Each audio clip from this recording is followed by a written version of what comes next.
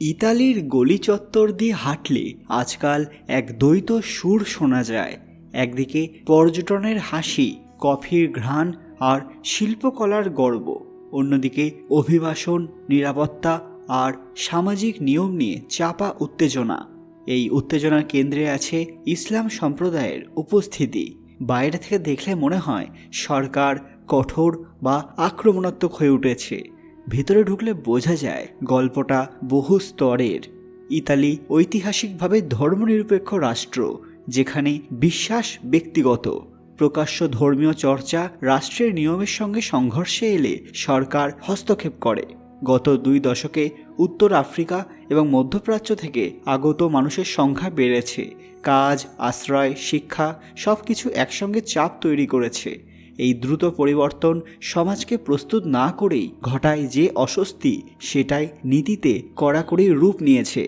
এবার এই দেশে ইসলামের অবস্থা দেখে চমকে গেছে বহু দেশ, এমনকি ভারত অবধি। ঠিক কী ঘটেছে সবটাই জানাবো আজকের ভিডিওতে। তার আগে কমেন্ট বক্সে হর হর মহাদেব লিখতে ভুলবেন না। সকলকে আমাদের চ্যানেল পুরাণ কথায় স্বাগত। আজকে আপনারা জানবেন ইটালিতে ইসলামের পরিণতি।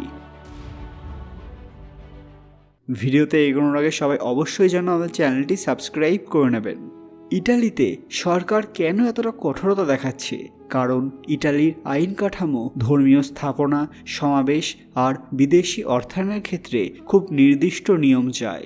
বহু মসজিদ অস্থায়ী প্রার্থনা কেন্দ্র হিসেবে শুরু হয়ে স্থায়ী রূপ নিতে চেয়েছে, কিন্তু জোনিং, নিরাপত্তা এবং অনুমতির ধাপ পূরণ না হওয়ায় সেগুলো বন্ধ হয়েছে। বাইরে থেকে এটাকে ইসলাম বিরোধী মনে হয়, ভেতর থেকে দেখলে এটা নিয়ম প্রয়োগের গল্প। তবে সত্য এটাও যে এই নিয়ম প্রয়োগ সব ক্ষেত্রে সমান বা মসৃণ নয়। কোথাও স্থানীয় রাজনীতি, কোথাও ভয়ের রাজনীতি, কোথাও আবার সংবাদ মাধ্যমের অতিরঞ্জন, সব মিলিয়ে মুসলিম কমিউনিটির কাছে অভিজ্ঞতাটা হয়ে ওঠে কঠিন। এখানেই আসে অজানা অংশটি। ইটালির রাজনীতিতে নিরাপত্তা শব্দটি খুব ভারী।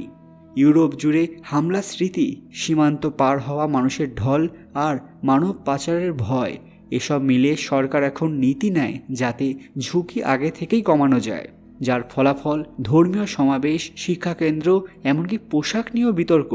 অনেক ইটালিয়ান নাগরিক ধর্ম নয় বরং একত্রীকরণের গতি নিয়ে চিন্তিত। তারা প্রশ্ন করে, নতুনরা কি ভাষা শিখছে, কাজের নিয়ম মানছে, স্কুলে সন্তানদের পাঠাচ্ছে? এই প্রশ্নগুলোর উত্তর না পেলে সন্দেহ বাড়ে। সন্দেহ বাড়লেই নীতি করা হয়।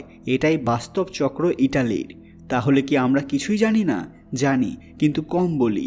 ইটালিতে বহু মুসলিম পরিবার শান্তিপূর্ণভাবে কাজ করছে, ব্যবসা করছে, কর দিচ্ছে। স্থানীয় গির্জা এবং কমিউনিটি সেন্টারের সঙ্গে তাদের যৌথ উদ্যোগও আছে। যে গল্পগুলো কম আলো পায়, কারণ উত্তেজনার খবর দ্রুত ছড়ায়। সরকারও সবসময় সূক্ষ্ম ব্যাখ্যা দেয় না। কখনো রাজনৈতিক বার্তা জোরালো করতে নীতির ভাষা শক্ত হয়। এতে করে দুই পক্ষের মধ্যে দূরত্ব বাড়ে। ইটালি দিনের পর দিন স্পষ্ট বুঝিয়ে দিচ্ছে যে আমাদের দেশে থাকতে গেলে আমাদের নিয়ম মেনেই চলতে হবে। কোনো ধর্মের নিয়ম এখানে চলবে না। এটা সমন্বয়ের পরীক্ষা। ইটালি ধীরে বদলায়, নিয়ম বদলায়, কিন্তু সমাজ বদলাতে সময় নেয়। মুসলিম কমিউনিটির ভেতরেও পরিবর্তন চলছে। ভাষা শেখা, স্থানীয় আইন মানা, আন্তঃধর্মীয় সংলাপ। সরকারও পর্যটন, শ্রম বাজারের বাস্তবতা বুঝে কিছু ক্ষেত্রে নমনীয়তা দেখাচ্ছে, কিন্তু যতদিন নিরাপত্তা, ভয় আর সমন্বয়ের গতি একে অপরের সঙ্গে তাল মেলাতে পারবে না, ততদিন কড়াকড়ি থাকবে। ইটালি যে ইসলামিক মুখ ঢাকা পোশাক, যেমন নিকাব বা পূর্ণ মুখ ঢাকা ঘোমটা বা বোরখা, এবং মসজিদের অর্থায়ন নিয়ে কড়া অবস্থান নিচ্ছে, তার পেছনে মূলত স্থানীয় রাষ্ট্রীয় নিরাপত্তা, আইনের স্বচ্ছতা এবং রাজনৈতিক বাস্তবতা কাজ করছে।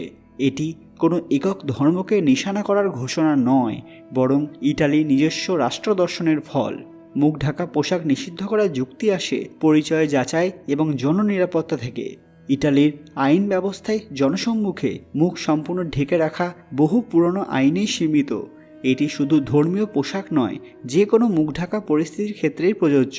সরকারের দাবি, জনসম্মুখে মুখ দৃশ্যমান না থাকলে পুলিশি নজরদারি, সিসিটিভি শনাক্তকরণ এবং জরুরি অবস্থায় দ্রুত ব্যবস্থা নেওয়া কঠিন।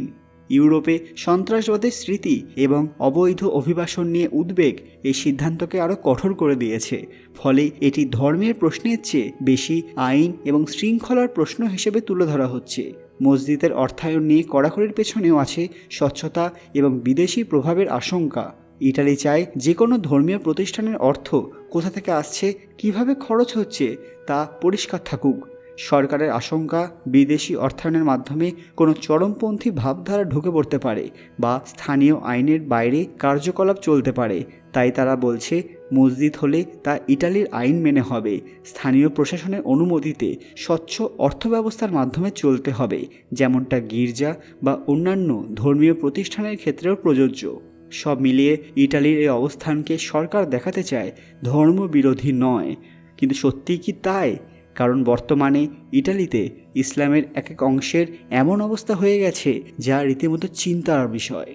নিয়মনিষ্ঠ রাষ্ট্রনীতি হিসেবে তারা দেখালেও বর্তমানে কিন্তু এর প্রভাব মুসলিম কমিউনিটির ওপর বেশি পড়ছে বলেই বিতর্ক তৈরি হয়েছে। অর্থাৎ এটি বিশ্বাসের প্রশ্নের চেয়েও বেশি নিরাপত্তা, নিয়ন্ত্রণ এবং রাজনৈতিক চাপের ফল, যেখানে সমাজ দ্রুত বদলাচ্ছে আর রাষ্ট্র সেই পরিবর্তনকে ধীর এবং নিয়ন্ত্রিত রাখতে চাইছে।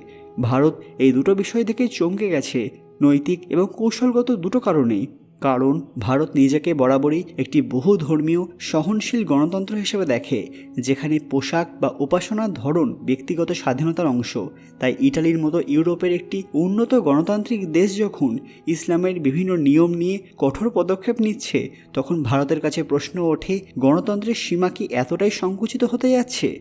এই সিদ্ধান্তগুলো ধর্মনিরপেক্ষতার ধারণার সঙ্গে কতটা মানানসই তা নিয়ে ভারতীয় বুদ্ধিজীবী এবং কূটনৈতিক মহলে বিস্ময় তৈরি হয়েছে। আর ভারতের দৃষ্টিতে এটি আঞ্চলিক এবং বৈশ্বিক স্থিতির প্রশ্ন। ইউরোপে যদি ধর্মীয় পরিচয়কে ঘিরে কড়াকড়ি বাড়ে, তাহলে সামাজিক মেরুকরণ বাড়তে পারে, যার প্রভাব অভিবাসন, বাণিজ্য এবং আন্তর্জাতিক রাজনীতিতে পড়বে। ভারত জানে ইউরোপের অস্থিরতা শেষ পর্যন্ত বিশ্বব্যাপী প্রতিক্রিয়া তৈরি করে। তাই ইটালির এই পদক্ষেপ শুধু একটি দেশের আইন নয়, এটি এক ধরনের সংকেত যা দেখে ভারত অবাক এবং সতর্ক। কারণ সহনশীলতার ভারসাম্য নড়বড়ে হলে তার ঢেউ অনেক দূর পর্যন্ত পৌঁছয়। বন্ধুরা, আজকের ভিডিওটি দেখে আপনাদের প্রতিক্রিয়া কি? ইটালি কি এই কাজটি করে সঠিক কাজ করেছে নাকি ভুল? আপনাদের মূল্যবান মতামত কমেন্ট বক্সে অবশ্যই জানাবেন। আজকের ভিডিওটি লাইক করবেন এবং শেয়ার করে সবাইকে দেখার সুযোগ করে দেবেন। কমেন্ট বক্সে ভক্তির সঙ্গে হর হর মহাদেব লিখতে ভুলবেন না। আরও এরকম দরকারি আপডেট পেতে পুরাণ কথা অফিসিয়াল চ্যানেলটি মনে করে সাবস্ক্রাইব করে নেবেন। খুব তাড়াতাড়ি ফিরে আসবো আরও একটি দরকারি ভিডিও নিয়ে।